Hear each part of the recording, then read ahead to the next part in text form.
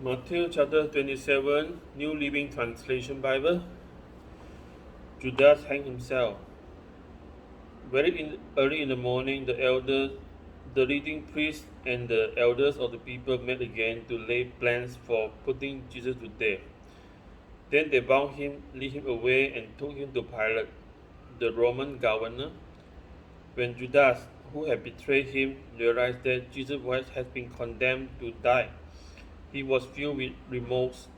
So he took the dirty pieces of silver back to the leading priests and the elders. I have sinned, he declared, for I have betrayed an innocent man. What do we care? They retorted. That's your problem. Then Judas threw the silver coins down in the temple and went out and hanged himself. The leading priests picked up the coins. It wouldn't be right to put this money in the temple treasury, they say, since it was payment for murder. After some discussion, they finally decided to buy the potter's field, and they made it into a cemetery for foreigners. That is why the field is still called the field of blood. This fulfilled the prophecy of Jeremiah that say, they took the dirty pieces of silver, the price at which he was valued by the people of Israel, and purchased the potter's field as the Lord directed. Jesus tried before Pilate. Now Jesus was standing before Pilate, the Roman governor. Are you the king of the Jews? The governor asked him. Jesus replied, You have said it. But when the leading priests and the elders made their accusation against him, Jesus remained silent. Don't you hear all these charges but they are bringing against you? Pilate demanded. But Jesus made no response to any of the charges, much to the governor's surprise. Now it was the governor's custom each year during the Passover celebration to release one prisoner to the crowd, anyone they wanted. This year there was a notorious prisoner, a man named Barabbas. As the crowd gathered before Pilate's house that morning, he asked them, Which one do you want me to release to you, Barabbas or Jesus, who is called the Messiah? He knew very well that the religious leaders had arrested Jesus out of envy. Just then, as Pilate was sitting on the judgment seat, his wife sent him this message, Leave that innocent man alone. I suffered through a terrible nightmare about him last night. Meanwhile, the leading priests and the elders persuaded the crowd to ask for Barabbas to be released, for Jesus to be put to death. So the governor asked again, Which of these two do you want me to release to you? The crowd shouted back, Barabbas. Jesus responded, Then what shall I do? What shall I do with Jesus who is called the Messiah? They shouted back, Crucify him. Why? Pilate demanded. What crime has he committed? But the mob roared even louder, Crucify him.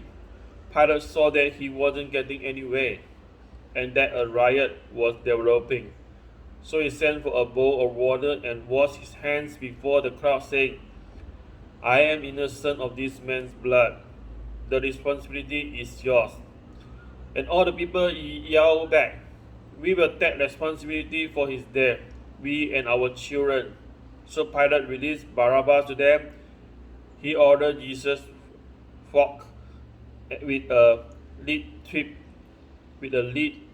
whip, then turned him over to the Roman soldiers to be crucified. The soldiers mocked Jesus. Some of the governor's soldiers took Jesus into their headquarters and called up the entire regiment. They struck him and put a scarlet robe on him.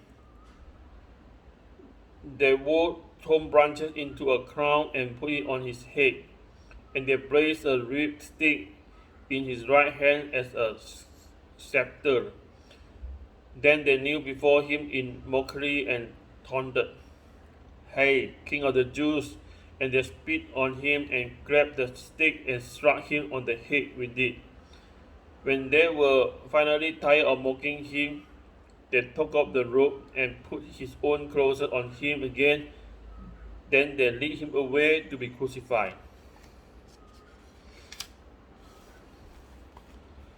The crucifixions.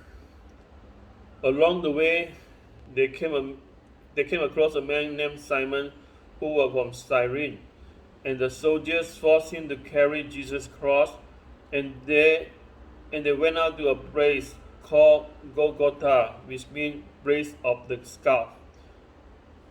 The soldier gave Jesus wine mixed with a bitter gall, but when he had tasted it, he refused to drink it.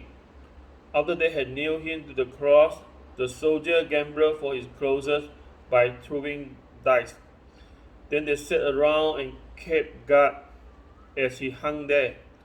A sign was fastened above Jesus' head, announcing the charge against him. It read, "This is Jesus, the King of the Jews." Two revolutionaries were crucified with him, one on his right and one on his left. The people passing by shouted abuse, shaking their head in mockery. "Look at you now," they yelled at him. "You say you were going to destroy the temple and rebuild it in 3 days. Well then, if you are the Son of God, save yourself and come down from the cross." The leading priest, the teacher of religious law, and the elders also mocked Jesus. "He saved others," they scoffed, "but he can't save himself. So he is the King of Israel, is he? Let him come down from the cross right now, and we will believe in him. He trusted God, so let God rescue him now, if he wants him, for he said, 'I am the Son of God.'" Even the revolutionaries who were crucified with him ridiculed him in the same way. The death of Jesus. At noon, darkness fell across the whole land until 3 o'clock.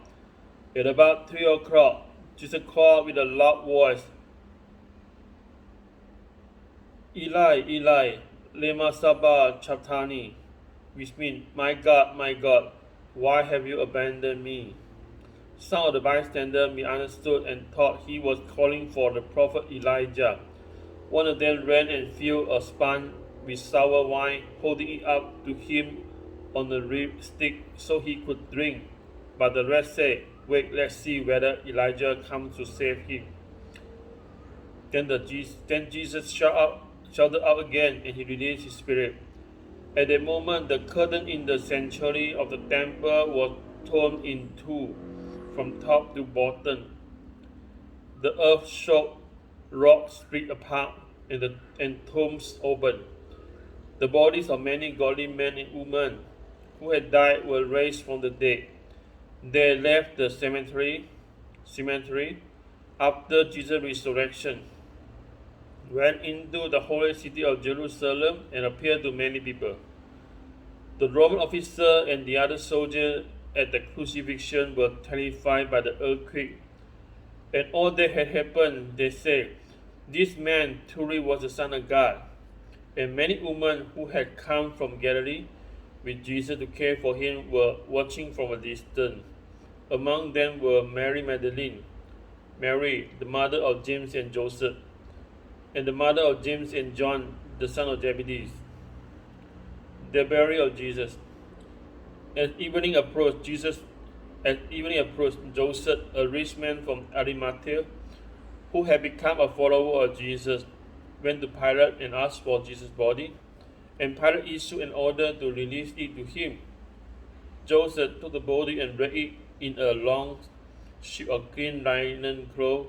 He placed it in his own new tomb, which had been carved out of the rock. Then he rolled a great stone across the entrance and left. Both Mary Magdalene and the other Mary were sitting across from the tomb and watching. The guard at the tomb. The next day on the Sabbath, the leading priests and Pharisees went to see Pilate. They told him, "Sir, We remember what that deceiver once said while he was still alive. After 3 days I will rise from the dead. So we request that you seal the tomb until the third day. This will prevent his disciple from coming and stealing his body and then telling everyone he was raised from the dead. If that happens, we will be worse off than we were at first. Pilate replied, take guards and secure it the best you can. So they sealed the tomb, posted guards to protect it. This is the word of God. Amen.